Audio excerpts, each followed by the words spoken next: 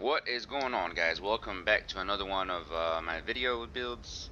Today we're going to be going over the stamina warden build that I run. I'm going to throw this out there, guys. I'm probably going to say this in all my videos, and I've never said this before, but I'm just going to say it. These builds that I come up with, I'm not saying that I'm the original creator of them. I'm sure somebody else out there thought of it and is running it as well. I do go on YouTube and look up at different builds myself, and that I get inspiration from some of them. If I feel like the build is really strong, I'll run it myself and test it. And if I were to promote it, I would give props to whoever I saw it from. There are very good players out there. I don't consider myself a top tier player at all, by no means. If in some cases you see yourself in one of my videos, I am not exposing you, I'm not exposing anyone, I'm just out here playing the game, having fun. And sometimes you'll see me in big groups, sometimes you'll see me alone, sometimes you'll see me in small scale. I'll be running different classes all the time. By no means am I trying to prove something to anyone or I guess anyone out there, really. These builds don't make you 100% immortal. You're not gonna put this gear on and run out there and just destroy 50 players and call it a day. A lot of it has to do with the playstyle. A lot of it has to do with the experience that you'll gain. The build is, in a sense, is just to help you out, and there are stronger builds out there. There's a lot stronger players as well. I make a lot of mistakes. You guys will see me in my videos. I'm not gonna sit here and clip all the best clips and just show you guys. If you guys go back and see my battleground videos, you'll see me die a lot. You'll see me dodge roll a lot, more than I should. I forget to heavy attack. It's 100% me playing the game and having fun and having a hard time and struggling just like everybody else. And in sometimes in some matches, in some 1v1s, in some group play, I'll come out on top. It is what it is. To everybody out there, you know, I'm sorry, I guess, if you guys feel like I'm exposing you guys. I'm not. You might even catch some of my bags. If I'm teabagging you, it doesn't mean nothing, to be honest. It's just a game. I don't know any of you guys personally, so I can't say that I hate y'all. You guys are probably great people deep down inside, outside of this game. If I teabagged you, it's because it took forever to kill you and you deserved it for being an a-hole and not letting me kill you fast enough. But yeah, guys, it's all about just competitive fun, right? I'm open to criticism. If you guys see anything wrong and you know I'm doing it wrong, just tell me on there. I'll work on it, I'll improve.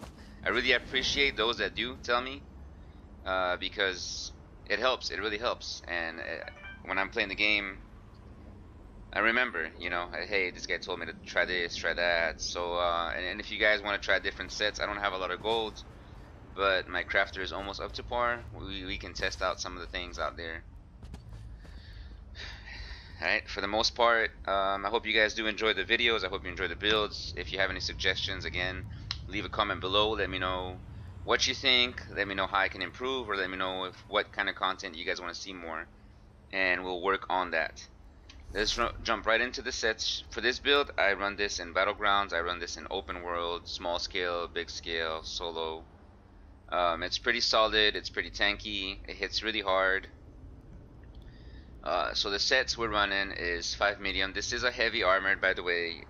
You could set up medium, and also we're gonna go over a different skill that you could switch around, like a flex spot. Anyways, so this is the setup as it is. We're running Bloodspawn medium, 2 Bloodspawns. We are running Ravaging on the body. This is all messed up. I have infused, divines, reinforced. Okay, guys, you want all impen. I know that the second setup we're running is impenetrable armor, and most of you will think, well, you're already getting a lot of impen. Yes, we are, right? 3694, including our CP. considering that we don't have a lot of impen on our body. Put more impen on here. I don't know, to be honest, what the cap is, and if it is, I'm pretty sure it's extremely high, because if you look at our critical resistance, it's at 3.6k, and we're decreasing 56% of the damage. That's how much mitigation we're getting right off this much. So if you had all impen, you would decrease a lot of critical damage, which is very, very helpful, very strong.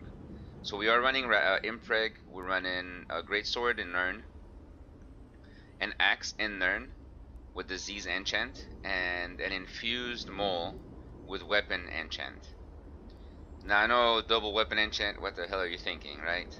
This was actually a mistake.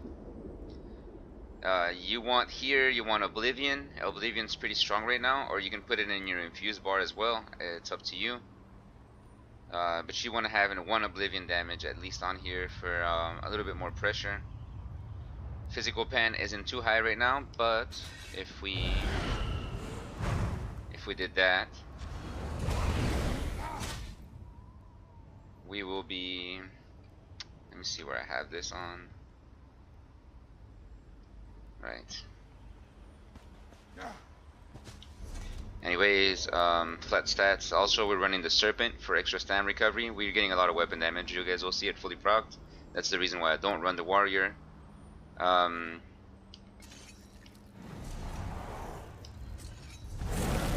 Spell resistance is 21. Physical resistance is 21. Front bar is the same. You get 1,000. I'm sorry, 20k. Plus blood spawn. We're at 26k when it fully procs. And total DPS, let me see. Well, this is a little bit different. But anyways, it won't show us the actual amount of physical penetration that we're getting. This is only from CP because we are running a greatsword rather than a mole. But because of subterraneans, we'll get 5,000 more. And I'm going to show you guys right now the skills. Let's go right into it. Animal Companion, all the passives, right? This one get buffed really hard. That's the reason why I'm running this and this. The 2H is again my front bar, guys. I run the 2H as a front bar, even though I am dual wield also. Green Balance. You want all your passives if you were... Yeah, all the passives. I'm sorry. The reason why I'm running Soothing Spores, it's very costly. It actually costs a lot of stam, but it's because I'm running forward momentum rather than rally, so that burst heal, or we're lacking the burst heal rather, and so I use this for that. But if you were to run rally here, you could get rid of this, and you could put Green Lotus, or any other ability really that you feel more comfortable with running. We're running these two passives right here, Frozen Armor and Icy Aura. If you want to run Steel Storm, go ahead and add these extra two passives on there, and those will help you out. Again, this Shimmering Shields is extremely strong ability. It's almost a must-have for Wardens. If not, it is a must-have, but I do not run it. That's where I would put it, honestly, if I had the slot for it. But we're not running that at the moment. Weapon, two-handed, all the passives, dual wield, all the passives, armor. This is a heavy armor build. You want all the passives in heavy. And these first three passes in medium are pretty good. The sneak one actually is not that good. You can get rid of this. That's like 2 skill points right there. That's wasted. And 2 right here in shuffle, I would take that out. I was running shuffle, but this requires medium armor, so the alternative to that would be dual wielding Blade Cloak, which we are not running, and it's probably a good ability to run also, but we're doing away with it just fine. Guild, Fighters Guild, Dawnbreaker of Smiting, these 3 passives. Undaunted, not leveled yet. Racial, we are Redguard also. Alliance War, support, you guys already know. Continuous Attack, Combat Frenzy, and Combat Medic for support to get that extra 20% healing done. I think it's received. CP. Let's jump right into the CP. Well, we're gonna go over the skills in a little bit. Let me just finish the CP over. This is the champion points. Champion points are actually really important, and I don't think I have them all right, but we're working on getting it. We're working on getting there, so I hope you guys bear with me, and we can make the build stronger. Maybe actually change the setup. I'm actually considering a different build at the moment for it, but I haven't came around to it yet. Like I said, backed up with time. Everything's been horrible, especially the holidays coming around. Thanksgiving just came across. Hope you guys had a good Thanksgiving. Hope you guys enjoyed that. Anyways, that's it for the CP. And the skills, jump right to the skills. We're running Ice Fortress, which gives us minor protection, and also we're getting our major resolve and major ward from. Bull Niche, we run this for the recovery, not for the major brutality, but a little bit more sustain. Soothing Spores, like I said guys, this is only because we don't have our burst heal. So Vigor is a good heal, but it's more of a heal over time. And Soothing Spores, you can just kind of just hit it. See, 11k crit heal, even though we have max health. But that's our burst heal right there. I'm still running Vigor. Because of the way this is set up, you would probably run Soothing Spores in the front bar, or even Vigor. Blood Craze is our second ability, and we are running the Healing Thicket. This is really good for small group play. We're running Bird of Prey in our front bar to get that minor, increasing our damage done by 8%. It also gives us more of a speed bonus, and it increases our recovery by 20%. Forward Momentum, Reverse Slice, Subterranean Assault, and Dizzying Swing. Like I said, you guys could put Soothing Spores right here instead of the Subterranean. I'm running it this way just because of the stats. Stamina recovery is at 1717. Our weapon damage 2447. Let's go proc our weapon damage. Show you guys.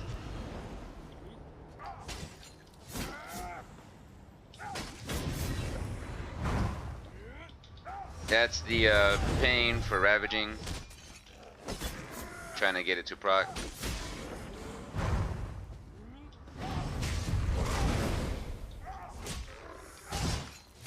Which is crazy because usually we get a pretty quick proc out of it.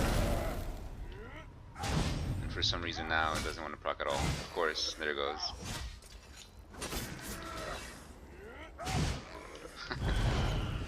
Well, so you guys won't actually see what damage is like here. And I kept hitting the wrong ability. But we get close to 4k, basically.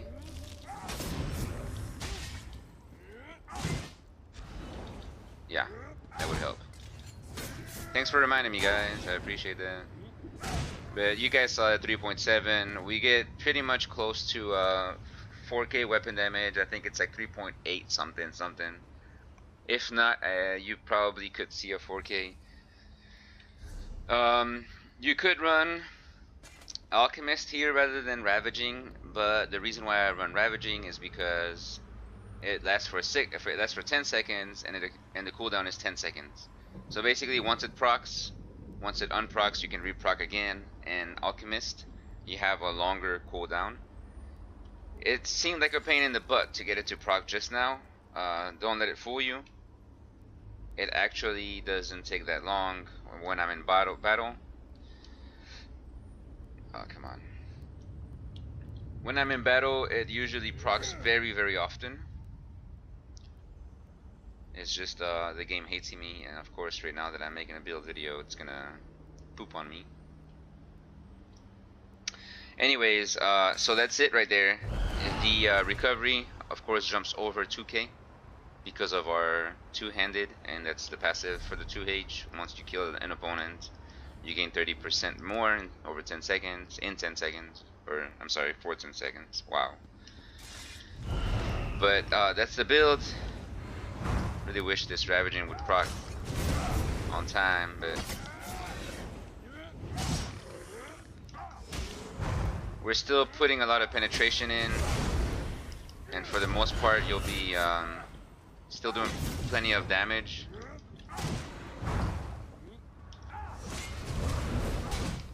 So don't let it fool you. We're 1 stam recovery, 2 weapon damage. If you feel like it's not enough weapon damage, you can go ahead and run the warrior instead. But I can guarantee you, it is very, very strong. It's super tanky.